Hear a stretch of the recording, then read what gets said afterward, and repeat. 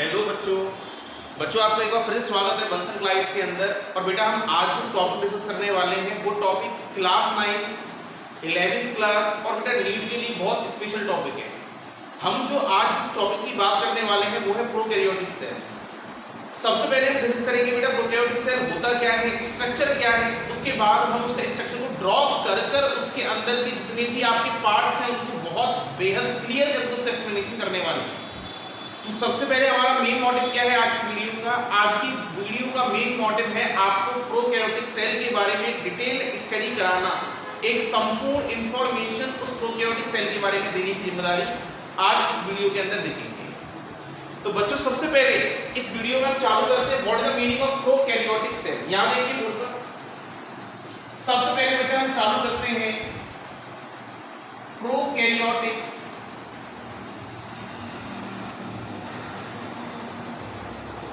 Cell का मतलब क्या है। यहां पे बेटा दो शब्द आ रहे हैं, पहला आ रहा है प्रो और दूसरा आ रहा है कैरियोट्स। पहला आ रहा है प्रो और दूसरा आ रहा है कैरियोटिक या कैरियोट्स। प्रो मतलब क्या होता है? प्रो मतलब होता है बेटा प्रिमिटिव। प्रो मतलब जो होने वाला है उसको हम बोलेंगे प्रिमिटिव, और कैरियोट्स मतलब जो आने वाला है बेटा उसको बोलेंगे न्यूक्लियस। इसका मतलब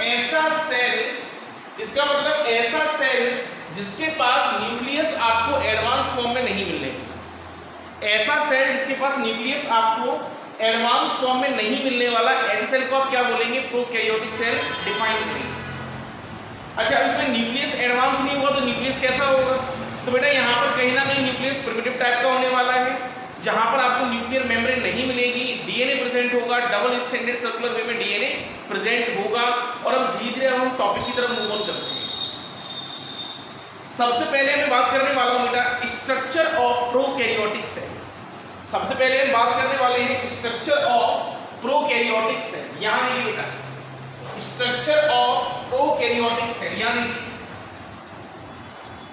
यह आपको रचना प्रो शब्द मतलब है प्रिमिटिव और कैरियोट्स मतलब है न्यूक्लियस।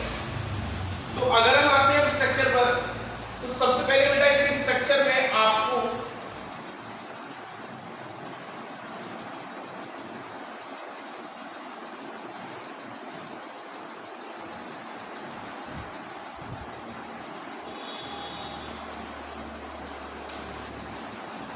इस स्ट्रक्चर के अंदर आपको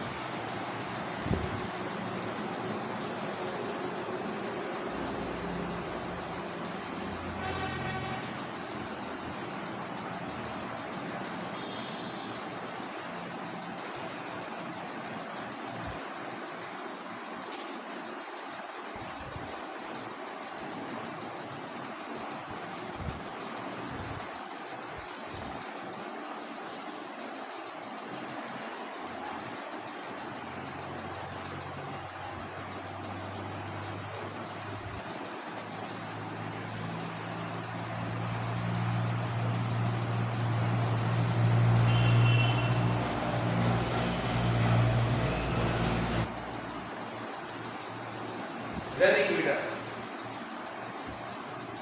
बच्चों, अब जो हमारा ये टॉपिक है प्रोकैरियोटिक सेल के अंदर, बेटा अब मैं इसके एक पार्ट को लेबल्ड कर रहा हूँ। अब मैं इसके एक एक पार्ट को लेबल्ड कर रहा हूँ। अगर मैं इसके आउटर स्ट्रक्चर की बात करें बेटा, इसको क्या बोलेंगे? इसका नाम होगा सेल वॉल। सेल वॉल जो किससे मिलकर बनी होती है? मेड अप ऑफ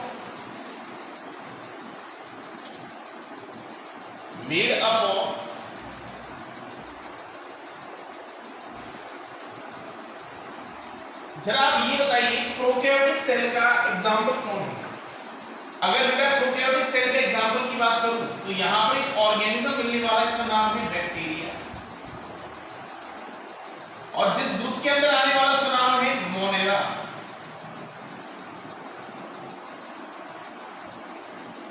बैक्टीरिया और जिस ग्रुप के अंदर आने वाला उसका नाम है मोनेरा।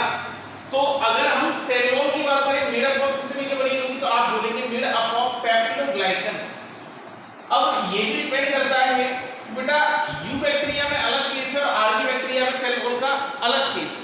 यू बैक्टीरिया में अलग केस है और आर्की बैक्टीरिया में अलग केस है। तो यहां पर देखिए, अगर हम यू बैक्टीरिया की बात करते हैं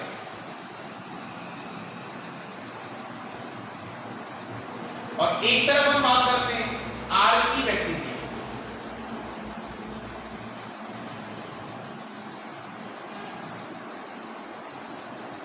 यू बैक्टीरिया के केस में जो सेल वॉल है वो किससे मिलकर बनी होती है? Is made up of peptidoglycan. और बेटा यहां पर किससे मिलकर बनी होगी? मेड अप ऑफ कॉम्प्लेक्स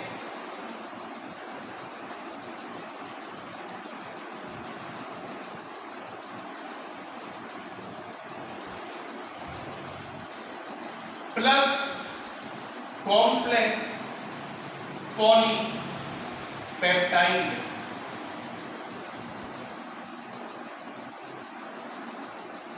तो आपके ये दो केस आने वाले हैं।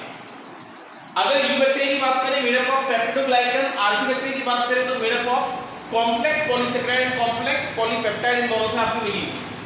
अच्छा, उसके अंदर बेटा ये क्या है? ये है हमारे पास सेल मेम्ब्रेन।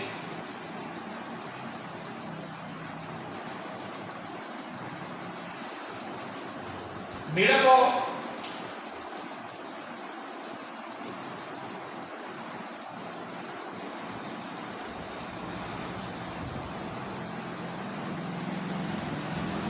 किससे मिलकर बनी होगी? तो आप बोलेंगे लाइको।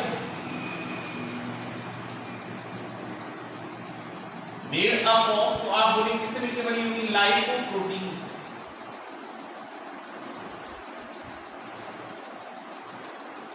इसका मतलब होता है lipid plus protein, lipid plus protein.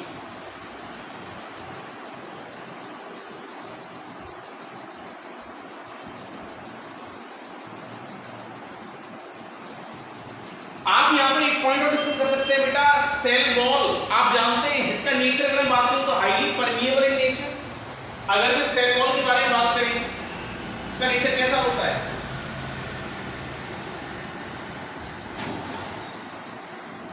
आप बोलेंगे हाईली परमिएबल। और बेटा अगर मैं सेल मेम्ब्रेन के नेचर की बात करता हूं तो कैसा होगा? आप बोलेंगे sir selectively permeable in nature.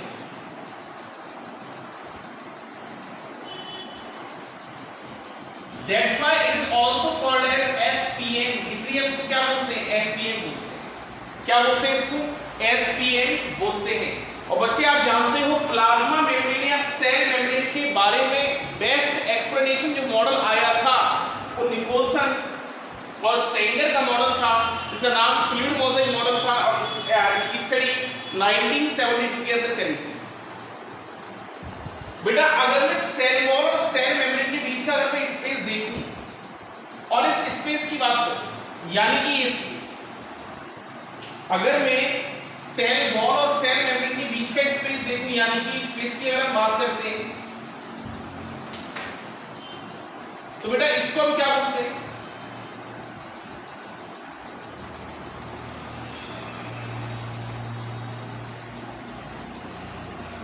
Periplasmic space. क्या बोलते हैं? Periplasmic space. किससे भरा हुआ होता है? फिल्ड में।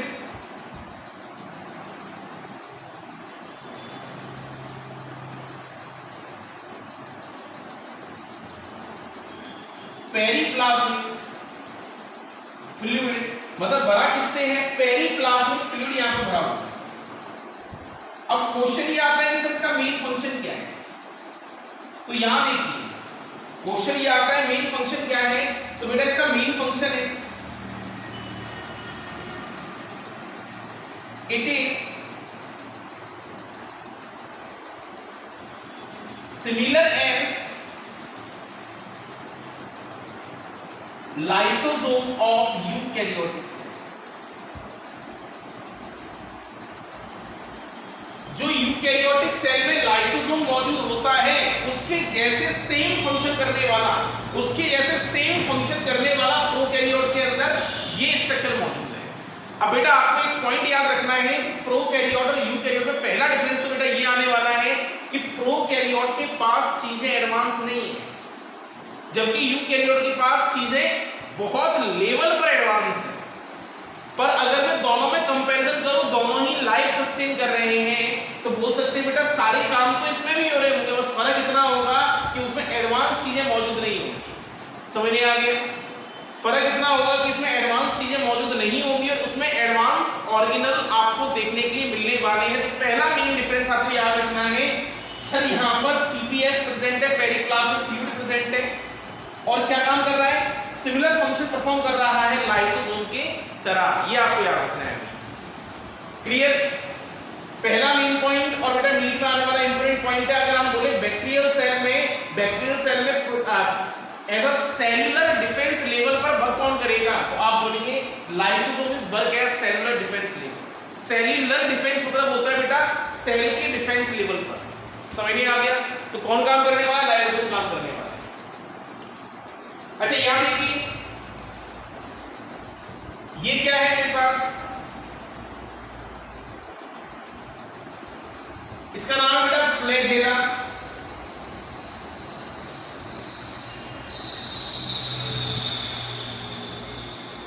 फ्लैजेला ये किससे मिलकर बना होता है?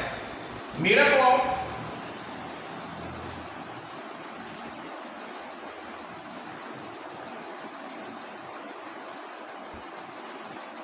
आप बोलेंगे फ्लैजेलिन प्रोटीन।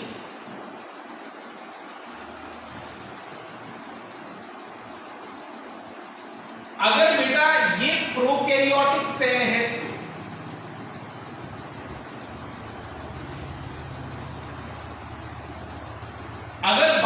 अगर मैं यूकैरियोटिक सेल की बात करता तो यही फ्लैजेला मेड अप ऑफ होता।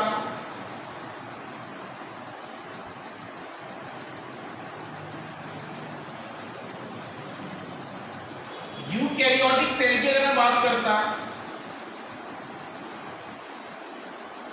तो यही बना होता बेटा किससे? तो आप बोलेंगे सर ट्यूब्यूलिन प्रोटीन से। किससे मिलकर बना होता?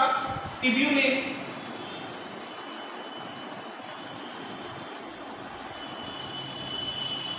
और याद करिए बेटा ट्यूब्यूलिन प्रोटीन से मिलकर बना होता और इसका भी एक अरेंजमेंट होता, जो कितना अरेंजमेंट था? 9+2 अरेंजमेंट पॉसिबल था। तो यहां पर क्या होता? 9+2 अरेंजमेंट आपको देखने के लिए मिलता।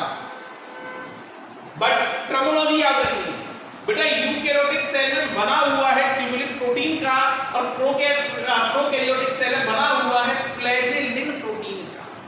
समझ नहीं आ गया? प्रोकैरियोटिक सेल में फ्लैजेलिन प्रोटीन से मिलकर बना हुआ है और यूकैरियोटिक सेल में ट्यूबुलिन प्रोटीन से मिलकर बना हुआ है, जिसका अरेंजमेंट ट्यूबुलिन प्रोटीन का 9+2 का देखने के लिए मिलेगा। अच्छा फंक्शन क्या करेगा? Main function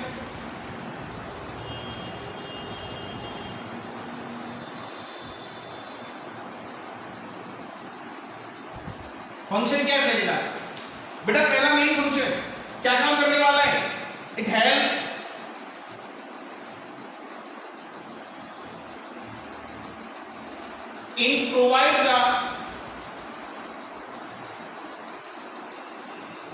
in provide the locomotion, क्या काम करने वाला है? लोकोमोशन प्रोवाइड करेगा।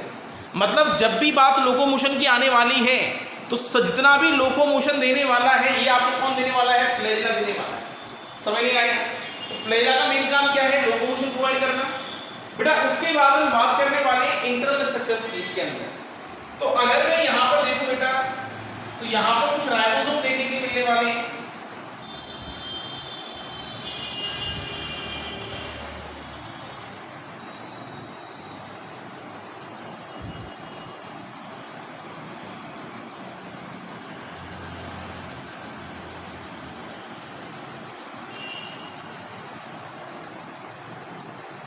यहां पर कुछ राइबोसोम देखने के लिए मिलने वाले हैं। जो राइबोसोम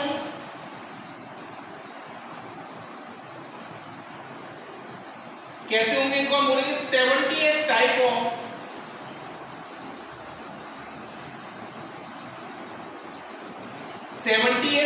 राइबोसोम। ये 70s टाइप ऑफ राइबोसोम बेटा अगर हम देखें तो इसका पहली बात तो याद रखना, अगर मैं कंपोजिशन की बात करूं राइबोसोम की, कंपोजिशन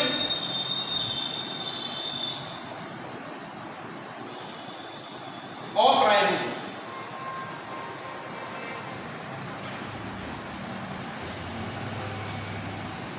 किस चीज से मिलकर बना हुआ है? दो चीज से मिलकर बना हुआ है। पहला क्या मिलेगा आपको यहां पर?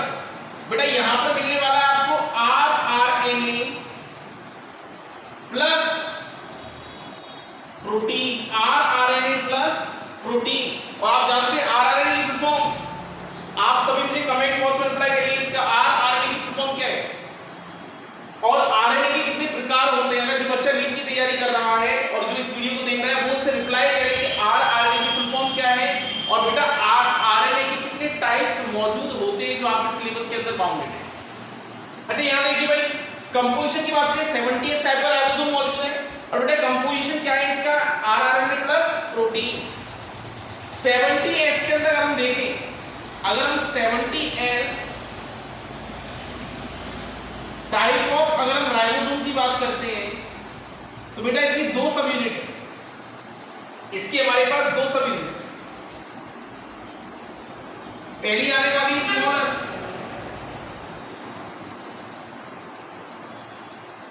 और दूसरी आने वाली है बेटा लार्जर सब यूनिट।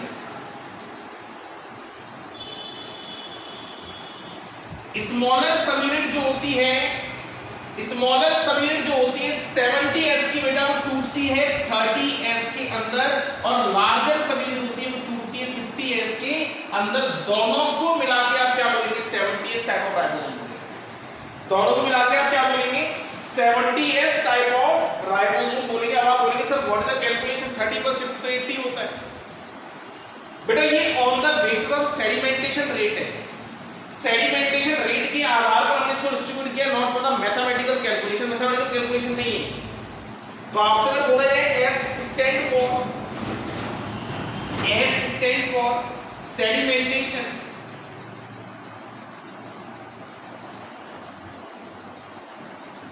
सेडिमेंटेशन रेट या बेटा इसी को बोलते हैं सेडबर्ग यूनिट। क्या बोलते हैं? सेडबर्ग यूनिट। जो सेडबर्ग नाम के साइंटिस्ट ने ही इसके बारे में डिस्कवर किया था। अच्छा फंक्शन क्या है? क्वेश्चन ये भी आता है फंक्शन क्या है?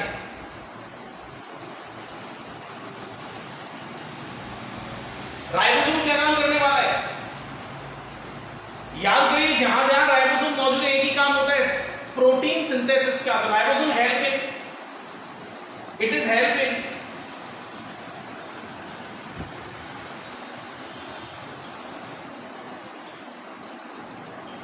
synthesis of protein molecule. अगर बेटा प्रोटीन बनाना है तो प्रोटीन कौन बनवाने वाला है? राइबोसोम बनाने का काम करेगा। प्रोटीन को बनाने की जिम्मेदारी किसके पास है? राइबोसोम के पास है। प्रोटीन बनाने का काम करेगा, इसलिए इसको क्या बोलते हैं? फैक्ट्री ऑफ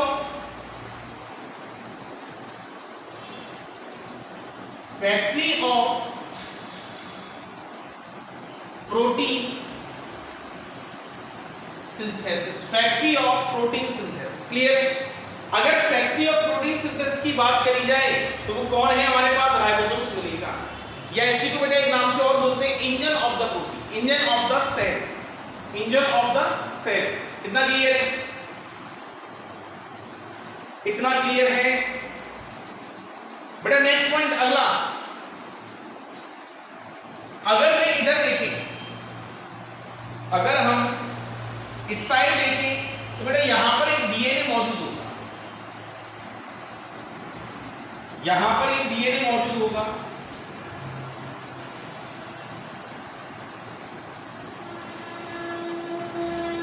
और जो कुछ इस लेवल का डीएनए हो,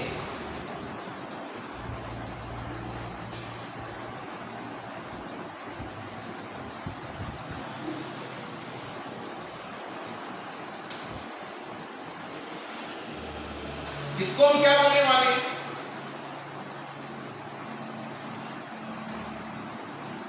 ये हमारे पास कैसा डीएनए है बेटा? Double stranded, double stranded,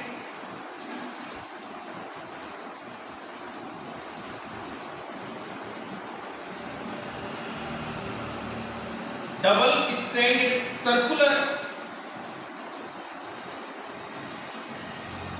DNA यहां पर मौजूद, डबल स्ट्रैंडेड सर्कुलर डीएनए यहां पर मौजूद है, डबल स्ट्रैंडेड सर्कुलर डीएनए यहां पर मौजूद है।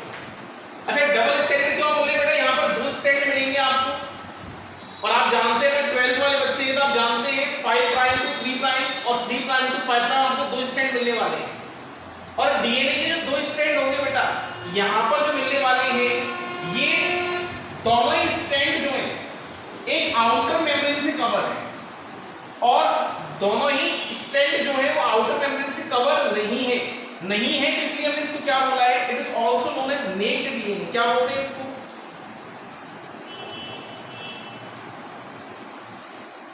Also known as naked DNA. क्या बोलोगे आप? नेक्ड डीएनए को। बेटा अगर मैं इस डीएनए के अंदर बेसिकली देखूं तो आपका इसके अंदर कौन सा पार्ट सबसे अधिक होगा? याद करिए बेटा, डीएनए के अंदर कुछ पार्ट मौजूद होते हैं, मैं यहां पर बेसिक पॉइंट ऐड कर रहा हूं। डीएनए के अंदर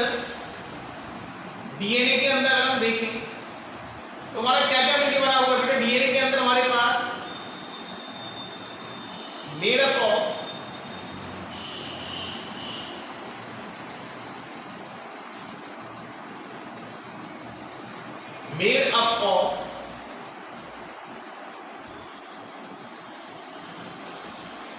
यहां पर एडेनिन नाम का सीक्वेंस प्रेजेंट होता है बेटा, यहां पर ग्वानिन प्रेजेंट होता है बेटा, यहां पर थायमिन देखने के लिए मिलेगा, और यहां पर लास्ट क्या मिलने वाला है? एडेनिन, ग्वानिन, थायमिन, और यहां पर बेटा साइटोसिन देखने के लिए मिलेगा। अगर यही आरएनए होता तो यहां पर आपको बाकी सारी चीजें एज इट इज कॉमन थी, बस थायमिन की यहां पर क्या हो जाता? यूरासिल नाम का कंपाउंड हो जाता, बाकी सब कॉमन। तो बेटा यहां पर डीएनए की बात हो रही है, आपके पास 4 अमाउंट में बेस पेयर्स मिलने वाले हैं। अब जो आपको मिलेगा यहां पर अमाउंट किससे ज्यादा होगा तो आपको याद रखना है बेटा, यहां पर जो अमाउंट ज्यादा होने वाला है, यहां पर जो अमाउंट ज्यादा होने वाला है वो A प्लस T के मुकाबले यहां पर बेटा G प्लस C का अमाउंट काफी अधिक होगा। यहां पर क्या होगा? G प्लस C का अमाउंट ज्यादा होगा, और जिसमें G प्लस C का अमाउंट ज्यादा होता है तो और G और C जो होते हैं वो ट्रिपल बॉन्ड से लिंक होते हैं। G और C ट्रिपल बॉन्ड से लिंक होते हैं, और इस बॉन्ड को हम क्या बोलते हैं? Hydrogen bonding. क्या बोलते हैं?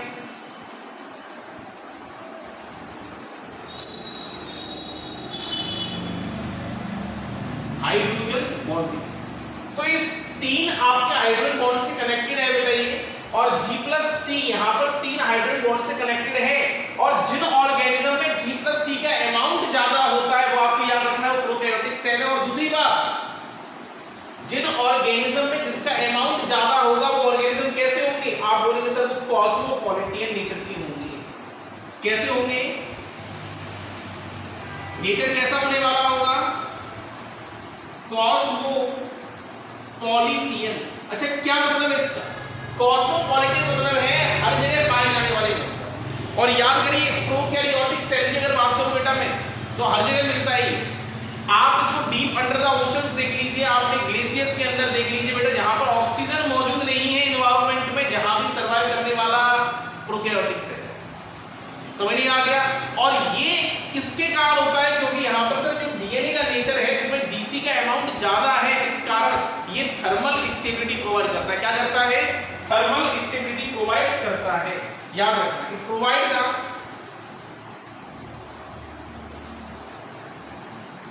It provide the thermal stability,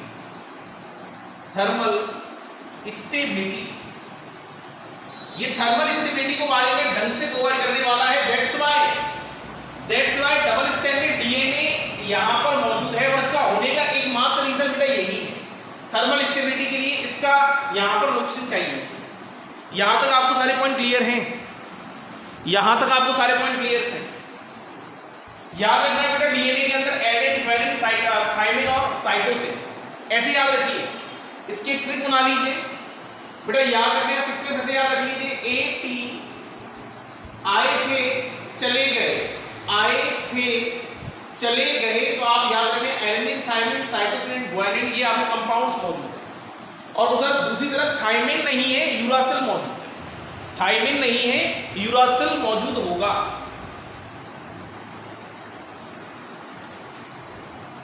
clear बेटा? आगे बढ़े, चलिए भाई इधर देखिए बेटा, मैं यहां पर एक स्ट्रक्चर के बारे में बात करने वाला हूं, वो है हमारे पास मीसोसोम स्ट्रक्चर, जो कि एक कॉम्प्लेक्स पार्ट है, जो मैंने लास्ट में यहां पर छोड़ दिया था।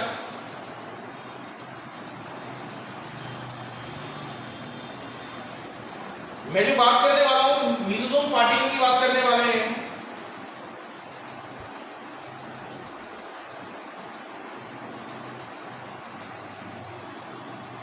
सबसे पहले दिमाग में एक पॉइंट क्लियर कर लीजिए, मैंने आपसे कहा था एक अमीर घर है, गरीब घर है, कंपैरिजन क्या होगा?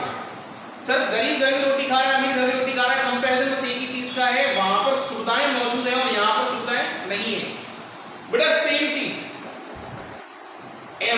लाइफ सर्वाइवमेंट तो ये सेल भी कर रहा है, बस फर्क इतना है कि सर इसके पास सुविधाएं नहीं होगी, आधुनिक चीजें नहीं मिलने वाली, और वहां पर क्या मिलने वाली? आधुनिक चीजें मिलेंगी। मतलब प्रोकैरियोट में सर माइटोकॉन्ड्रिया की तरह काम करने वाला स्ट्रक्चर होगा, पर माइटोकॉन्ड्रिया एग्जिस्टेंस नहीं करेगा, माइटोकॉन्ड्रिया एग्जिस्टेंस नहीं करेगा। तो अगर आपसे बोला जाए मीसोसोम क्या है, अगर आपसे बोला जाए मीसोसोम क्या है, तो आप बोलेंगे sir it is a plasma membrane fold structure. क्या बोलेंगे आप? It is a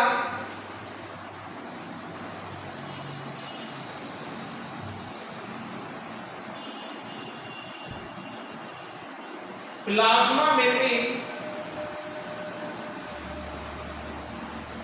fold structure. कैसा है प्लाज्मा मेम्ब्रेन फोल्ड स्ट्रक्चर? बेटा दूसरा पॉइंट, मीसोसोम अगर हम देखें, अगर हम मीसोसोम के अंदर देखें तो यहां पर आपकी बहुत सारे रेस्पिरेटरी एंजाइम्स मौजूद है। क्या प्रेजेंट है यहां पर? रेस्पिरेटरी एंजाइम्स प्रेजेंट है। Having presence of several respiratory enzyme। बेटा यहां पर आपके बहुत सारे रेस्पिरेटरी एंजाइम्स मौजूद होंगे, प्लस दूसरा रेस्पिरेटरी एंजाइम्स मौजूद होंगे, और क्या मिलने वाला है यहां पर? रेस्पिरेटरी एंजाइम्स मौजूद होंगे बेटा। और यहां फंक्शन क्या है? यहां का मेन फंक्शन है एटीपी सिंथेसाइज करना। अगर आपसे बोला जाए फंक्शन क्या है इसका,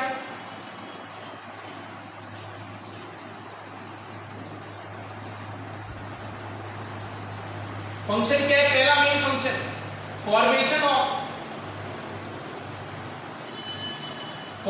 ऑफ एटीपी। क्या बना रही है? एटीपी बना रही है बेटा। सेकंड मेन काम help in the cell division, इसमें काम करेगा हेल्प इन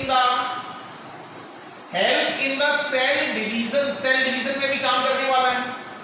मतलब एटीपी फॉर्मेशन ये करेगी, ATP full form adenosine triphosphate, बेटा सेल डिवीजन में भी काम करेगी। और नेक्स्ट अगला पॉइंट अगर हम देखें तो ये आपकी डीएनए रेप्लिकेशन में भी हेल्प करेगा, हेल्प इन डीएनए रेप्लिकेशन।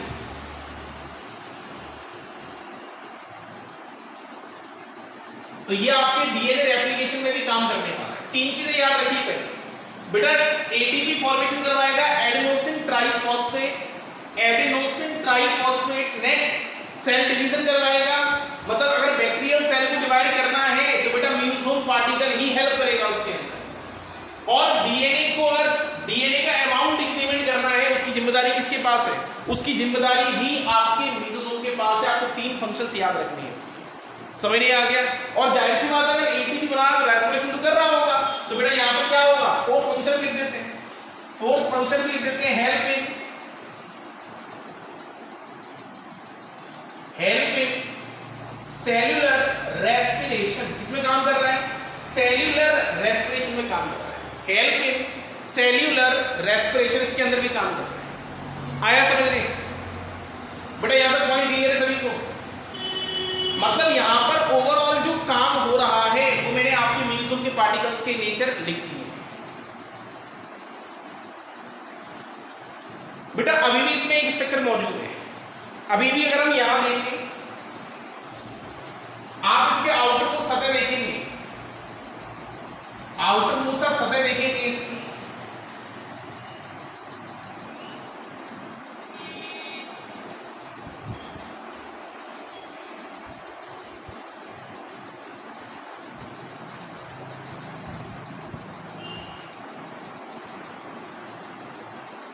अगर मैं आउटर को सतह की बात करूं बेटा तो यहां पर आपके पास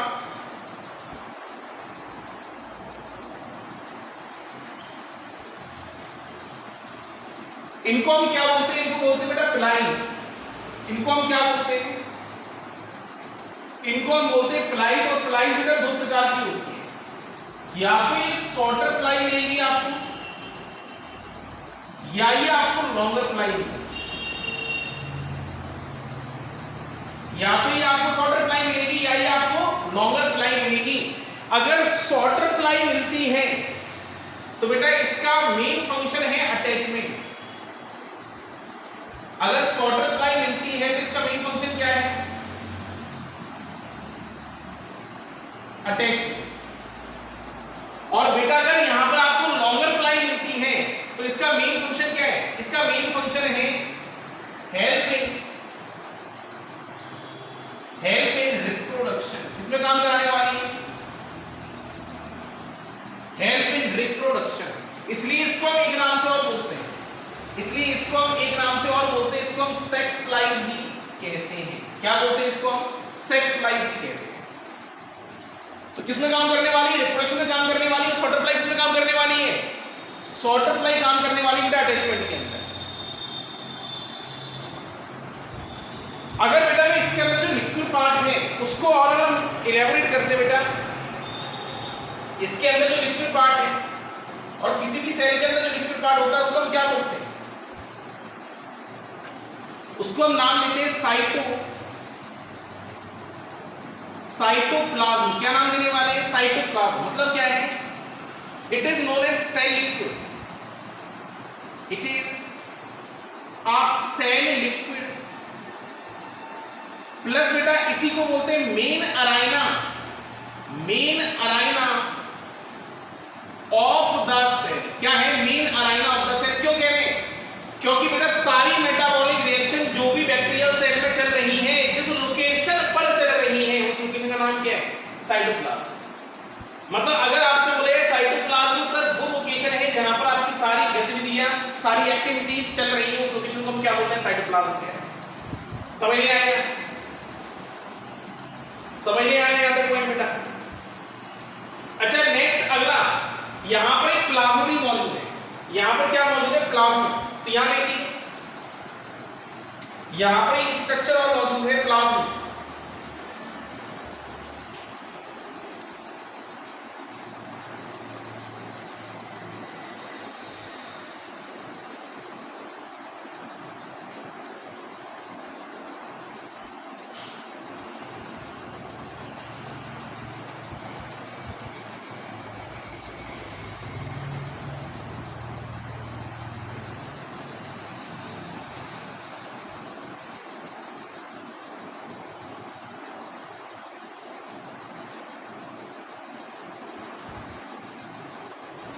यहां पर एक स्ट्रक्चर और मौजूद है, यहां पर एक स्ट्रक्चर और मौजूद है बेटा, इसको क्या बोल रहे हैं, प्लाज्मिड कहा है।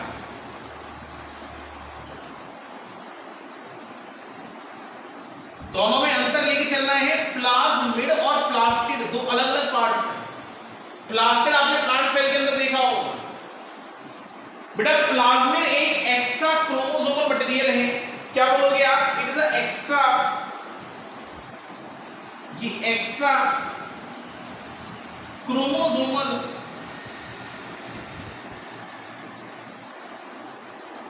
मटेरियल है बेटा बैक्टीरियल सेल के अंदर। अगर बैक्टीरियल सेल के अंदर आपसे अगर बोला जाए क्रोमोसोमल मटेरियल है, मटेरियल है एक्स्ट्रा जो होता है बेटा, उसी को हम क्या बोल रहे हैं, प्लाज्मिड। और याद करिए प्लाज्मिड का एक काम होता है, आपने क्लास 12 वाले बच्चों में डिस्कस कर रहा हूं, अगर कोई 9th वाला बच्चा इस वीडियो को देख रहा है तो उसको प्लाज्मिड से कोई मतलब नहीं है, मैं 12th वाले बच्चों से बात कर रहा हूं। अगर प्लाज्मिड की बात हो रही है तो बेटा प्लाज्मिड एक ऐसा पार्ट होता है, क्लास 12 वालों याद करिए, जीन एक गाड़ी है, जीन एक पैसेंजर है, और उस पैसेंजर जहां बैठेगा उसकी गाड़ी कौन सी है, प्लाज्मिड है। Plasmid is act as a vehicle to carry a gene, carry a desired gene. समझ नहीं आ गया? अगर आपसे बोला जाए प्लाज्मिड क्या है, प्लाज्मिड एक व्हीकल है to carry a desired gene. ये हमारे पॉइंट जो डिस्कस किए गए बेटा वो प्लाज्मिड के बारे में बताया गया। 9th वालों को इससे रिलेटेड कोई पॉइंट नहीं करना, इतना क्लियर है। अगर 12th वाले बच्चों को प्लाज्मिड के बारे में कुछ और भी आता है तो कमेंट बॉक्स में रिप्लाई करें, बाकी इसके ऊपर हम सेपरेटली एक अलग से वीडियो देख लेंगे जो प्लाज्मिड के ऊपर डिस्क्राइब करेंगे, जो प्लाज्मिड के ऊपर अलग से डिस्क्राइब करेंगे। यहां तक सभी को पॉइंट क्लियर है? यहां तक सभी को पॉइंट क्लियर है? एक बार बेटा इसको पूरा रिकॉइल करें, देखें इसको, समझे पॉइंट को। सबसे जो इंपॉर्टेंट पॉइंट है वो आपके पास डबल स्ट्रैंडेड सर्कुलर डीएनए मौजूद है, नेक डीएनए होता है जिसके अंदर जीसी का अमाउंट ज्यादा है, थर्मल स्टेबिलिटी प्रोवाइड कर रहा है, that's why term is known as a cosmopolitan, that's why terminology is called as a कॉस्मोपॉलिटियन।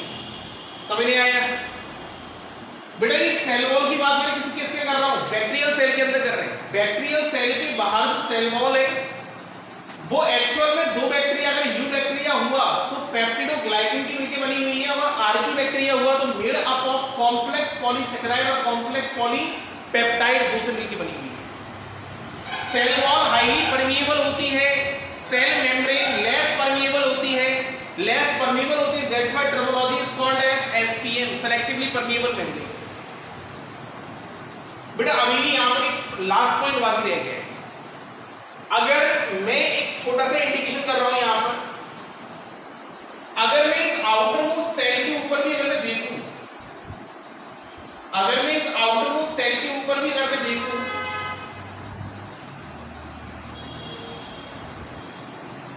तो यहां पर एक लेयर प्रेजेंट होती है, extra layer.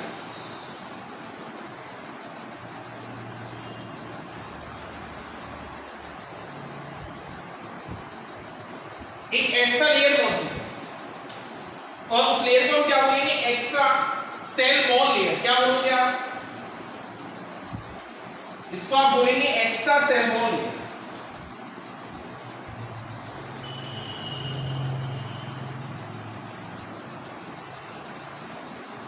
Extra cell wall layer बेटा इसी का एक नाम होता है ग्लाइकोकैलिक्स। क्या बोलने वाले हैं इसको? ग्लाइकोकैलिक्स। और ग्लाइकोकैलिक्स की अगर बात करूं बेटा तो यहां पर ये दो पार्ट मौजूद है। ग्लाइकोकैलिक्स के अंदर दो पार्ट मौजूद होते हैं, पहला आता है स्लाइम लेयर और दूसरा आता है आपके पास कैप्सूल। स्लाइम लेयर और दूसरा आता है आपके पास कैप्सूल। स्लाइम लेयर क्या काम करने वाली है? अगर बैक्टीरिया कोई अनफेवरेबल कंडीशन में है उसको प्रोटेक्ट करने के लिए स्लाइम लेयर क्या करेगी? कॉलोनियल फॉर्मेशन में काम करेगी, help in formation of, help in colonies formation, colonies formation during, कब काम करने वाली है बेटा? याद रखना, during unfavourable condition, during unfavourable condition. Unfavourable condition में कॉलोनी बनाने की जिम्मेदारी इस स्लाइम लेयर में है। कॉलोनी में क्या होगा, मेन बैक्टीरिया आपके साइड में होगा और बहुत सारे बैक्टीरिया इसके ऊपर क्या हो जाएंगे, एसोसिएट हो जाएंगे। जिससे क्या होगा, अगर कंडीशन ज्यादा हैवी परिस्थिति आने वाली है तो आउटर वाले सारे बैक्टीरिया मारे जाएंगे, सेंटर वाला बच जाएगा जो आगे रिप्रोडक्शन करके फिर नंबर इंक्रीमेंट कर लेगा। और बेटा कैप्सूल क्या काम करने वाला है, ये एक्स्ट्रा लिपिड कोट होता है जिसको हमारे डब्ल्यूबीसी रिकॉग्नाइज नहीं कर पाते, और डब्ल्यूबीसी रिकॉग्नाइज नहीं कर पाते तो ये क्या काम करेगा, ये हमें बीमार करने के रिस्पांसिबल होता है, मतलब help and provide pathogenicity nature. क्या प्रोवाइड कर रहा है, पैथोजेनिसिटी नेचर। पैथोजेनिसिटी मतलब होता है बेटा बीमार करने की टेंडेंसी। अगर आपसे बोला जाए अगर बैक्टीरिया सेल आपको बीमार कर रहा है तो कौन सा पार्टिकल रिस्पांसिबल है, उसके लिए भी कैप्सूल रिस्पांसिबल है। समझ नहीं आया बेटा? तो इस वीडियो के अंदर हमने पूरा बैक्टीरियल सेल को इन्वॉल्व कर लिया है, हर एक चीज बता दी है बैक्टीरियल सेल के बारे में, उसके पार्ट डिस्क्राइब कर दिए गए हैं, उसको इलैबोरेट कर दिया गया है। अगर आपको इससे संबंधित और भी कोई डाउट है और भी कुछ पार्ट्स को इलैबोरेट करना है तो आप मुझे इस वीडियो में रिप्लाई कर सकते हैं। तो बेटा this is all about the bacterial cell. पढ़ते रहिए, 10th के एग्जाम क्लोज आने वाले हैं, गर्मियों की छुट्टियों का समय निकलने वाला है, आपको पढ़ना है। और दूसरी बात ये है कि आपको 12th वाले जो बच्चे उनको थोड़ा सा ये कंसेप्ट इलैबोरेट करने जो मैंने लास्ट वाली कंसेप्ट लिखी है, और 10th वाले बच्चे इसको कहीं साइड में नोट कर लें।